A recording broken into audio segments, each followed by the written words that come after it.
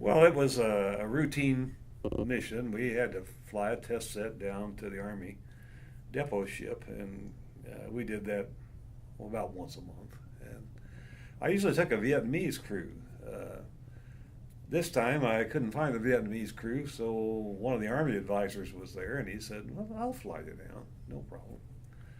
So he flew me down to Vung Tau, and when we came back, on the way back, why we got a call from the base opposite Benoit that could we take the chaplain out to the leper colony. Well, the Army guy knew where the leper colony was. I had no idea. And so he says, "Is it all right?" And I said, "Well, how long are we going to be diverted there?" And he says, "Oh, it'll only take about a half an hour." I said, "Well, that's fine. No problem. Go ahead. Let's take it." So he dropped the test set off and then picked up the chaplain, and he had a couple of armed guards with him. And the Army guy got a big kick out of that. He thought they wouldn't be much use. But anyway, so we flew out to this leper colony, and I always carried my camera along on all these things because I like to take a lot of pictures.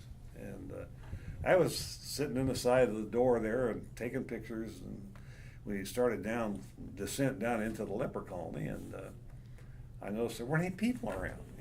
Well, that's strange, because the Vietnamese, if you're bringing them something, they just crowd around. And well, I guess we were about 20 feet off the ground, and the Army guy just pulled up on the collective, and we're out of there. And so I asked him, I said, "Well, what's the matter? What are you doing?" He says, "Well, the landing zone's mined."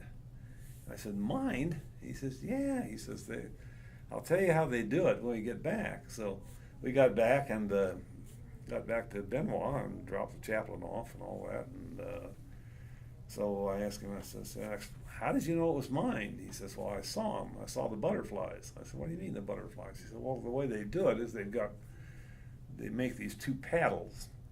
And when the down rotor wash from the helicopter hits them and spreads them down, then they set off claymore mines." And he said, "I've seen it several times before." He says, "I knew what to look for." He said, "I always look for it on a landing." I feel like I am very lucky because had I picked another pilot, they might not have been able to spot the trap. So that's why I feel I'm very lucky to be alive today.